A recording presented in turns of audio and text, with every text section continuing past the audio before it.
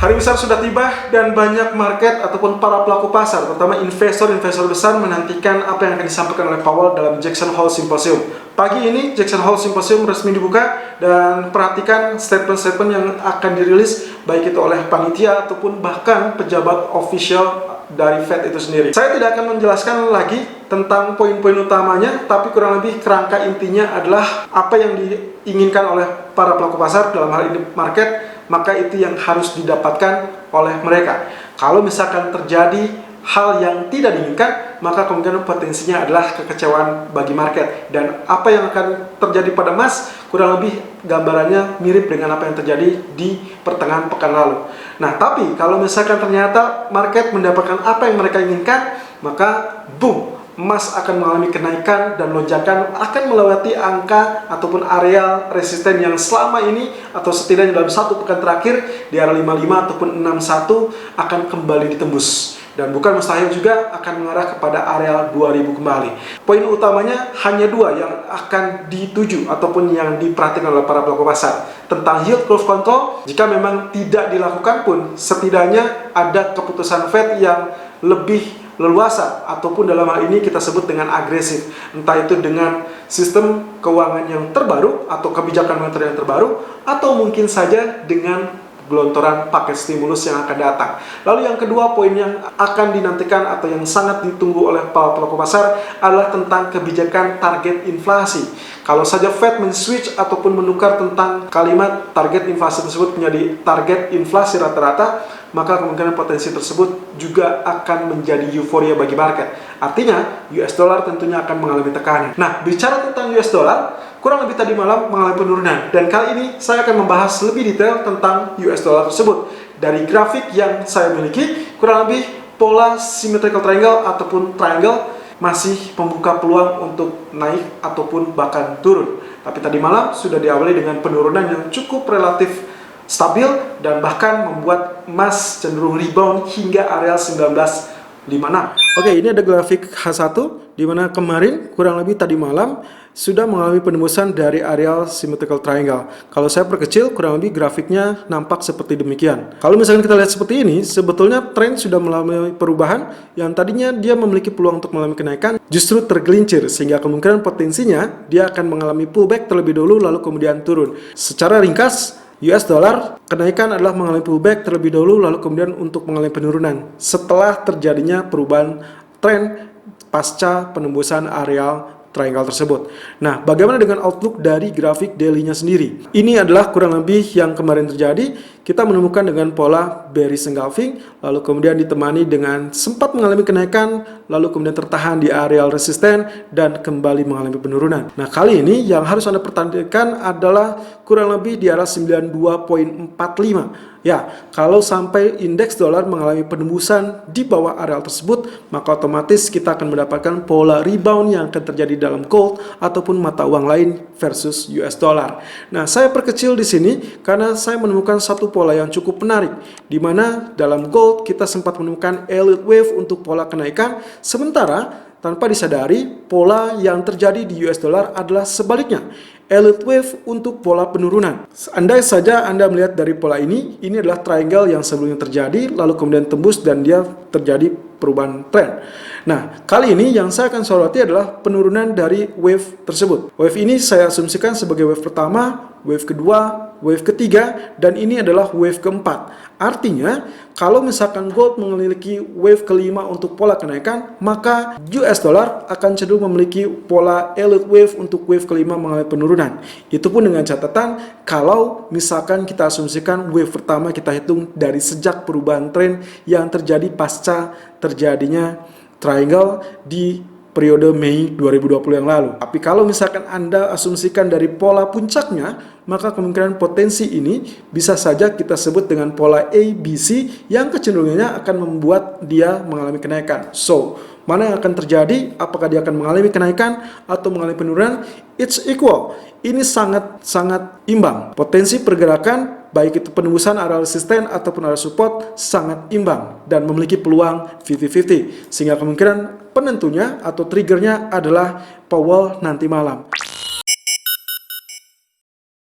Technical view gold 27 Agustus 2020 per jam 11:44 waktu Indonesia bagian Barat, high 1955.20 dan low 1938.20. Running price masih tertahan di 1942.20, lebih tepatnya tergelincir di pagi hari setelah menyentuh 1955. Oke, sedikit review dengan apa yang terjadi kemarin. Kurang lebih penurunan persis dengan apa yang kita perkirakan. Ternyata ada tail yang cukup panjang sampai at least mendekati areal support line atau trend channel seperti demikian. Ini adalah area 1902, lalu kemudian dia rebound dan mencapai atau break high sampai 1954.60. Dan lagi-lagi area kenaikan masih saja tertahan kurang lebih di area resisten yang cukup psikologis. Ini adalah 1955 sampai 1997. Otomatis dari apa yang sempat kita prediksikan ataupun perkirakan sebetulnya tidak terlampau jauh berbeda dengan 3 skenario, masih tetap dalam 3 skenario tersebut. Apakah itu descending triangle, symmetrical triangle, ataupun double bottom, semua masih mengemuka, semua masih berkesempatan. Nah, yang jadi permasalahan adalah titik di mana Anda mengamati apakah areal tail yang terjadi beberapa hari yang lalu kurang lebih dengan 1862.70 di tanggal 12 Agustus dan tadi malam kurang lebih dengan 1902. Berarti kalau asumsinya semua diperhitungkan, maka ini kita mendapati pola yang kita sebut dengan symmetrical triangle.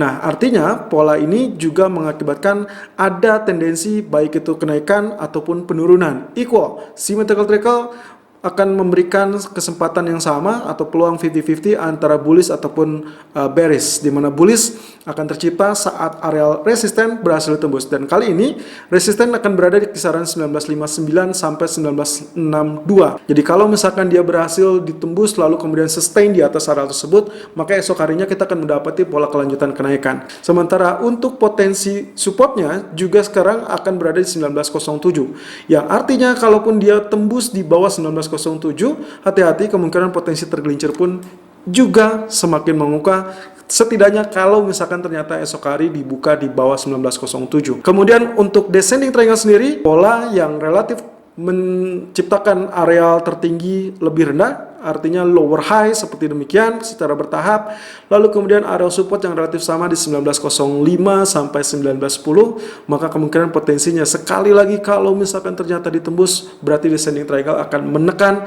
dan itu akan cenderung lebih dominan kepada pola bearish. Nah, yang terakhir adalah kalau ternyata tail yang 1862 pun kita abaikan, lalu kemudian area kemarin kita satukan kurang lebih seperti demikian, ini masih bisa membuka kemungkinan potensial double bottom. Nah, apapun itu, maka yang saya sarankan adalah Anda untuk menantikan pernyataan Powell terlebih dahulu, barulah Anda action di situ. Jangan sampai Anda action sebelum Powell. Kalau misalkan di grafik H4 sendiri, sebetulnya pola yang kemarin kita suspek sebagai falling wedge di grafik H4-nya juga cenderung memberikan sinyalman yang sudah cukup baik, karena meskipun kemarin mengalami penurunan, Anda bisa lihat di sini, ini adalah merupakan tail, dan itulah kenapa saya lebih suka dengan grafik H4, terutama untuk memprediksikan perkiraan dalam pergerakan dalam satu hari full, sehingga kemungkinan potensi support resistance yang kita dapatkan akan jauh lebih kuat. Nah, di sini Anda bisa lihat sendiri, areal ternyata rebound dan menembus area resisten kita, sehingga kemungkinan potensi pagi tadi dia mengalami penurunan adalah sebagai kategori pullback. Areal dip yang ternyata juga berhimpitan dengan areal 50% dari Fibonacci fan yang kita miliki, juga termasuk dari areal yang sebelumnya menjadi areal resisten dari falling wedge, sehingga areal 38 atau 1937 sampai 1938 sebetulnya adalah area yang baik di pagi hari untuk melakukan buy on dip terlebih dahulu. Tapi itu pun dengan target yang sangat dekat, karena pantulan juga relatif akan tertahan di kisaran 1945 ataupun 1946.